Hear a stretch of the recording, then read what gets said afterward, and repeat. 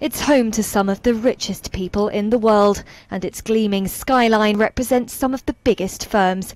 But as Hong Kong prepares to mark 20 years since it was handed back from British to Chinese rule, there's growing tension over the city's wealth gap. Soaring property prices and an economy dominated by land tycoons is driving the wedge.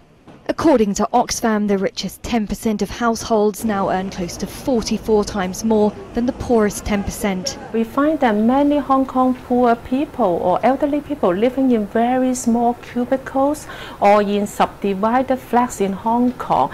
I think one of the most urgent things for the new government to do is to increase the public rental housing protection in Hong Kong. Chief Executive-elect Carrie Lam, who takes over on Saturday, has vowed to do just that. She wants to calm simmering discontent amongst locals. 79 days of pro-democracy protests in 2014 brought much of the financial hub to a standstill. But she's got a tough job ahead. 2 million people live in subsidised public housing, and the waiting list is now over 4 years.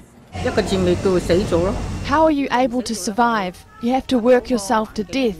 If you don't work yourself to death, you can't cover living costs. The situation in Hong Kong is terrible. Just this week, the government dropped charges against a 75-year-old woman following a public outcry. She'd been arrested for selling a piece of cardboard without a hawker licence.